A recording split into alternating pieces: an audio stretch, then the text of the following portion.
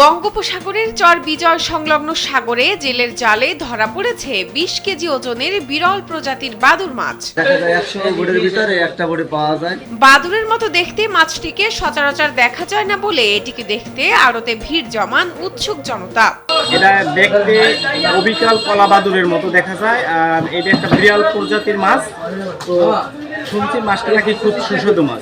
মাছটি দৈর্ঘ্য ও প্রস্থে ১ ফুট করে বলে জানান জেলেরা, তবে এটির লেজ প্রায় ২ ফুট লম্বা।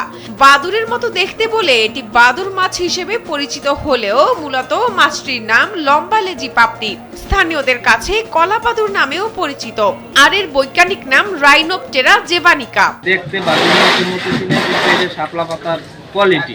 নোভা এলইডি টিভি, ঝকঝকে ছবি, নিখুঁত শব্দ, ৫ বছরের ওয়ারেন্টি। নোভা মানি সঠিক মান, নিশ্চিত সেবা। শুক্রবার দুপুরে ইলিশের সাথে মাছটি ধরা পড়লে পটুয়াখালীর মহিপুরের একটি মৎস্য আড়তে বিক্রির জন্য নিয়ে আসা হয়।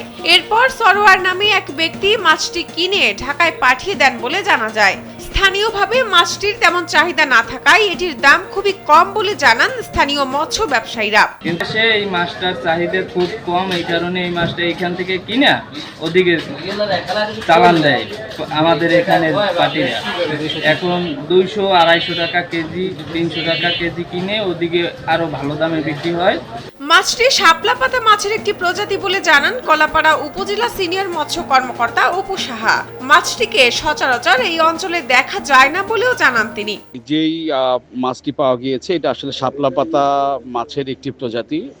এটা খুব বিরল একটি প্রজাতি, সচরাচর আমাদের এই অঞ্চলে পাওয়া যায় না। কিন্তু বর্তমান সময়ে যে আমাদের মাছ পাওয়ার যে প্রবণতা তৈরি হয়েছে সেই প্রেক্ষিতে দেখা যাচ্ছে তারা সমুদ্রের উপরে উঠে আসছেন।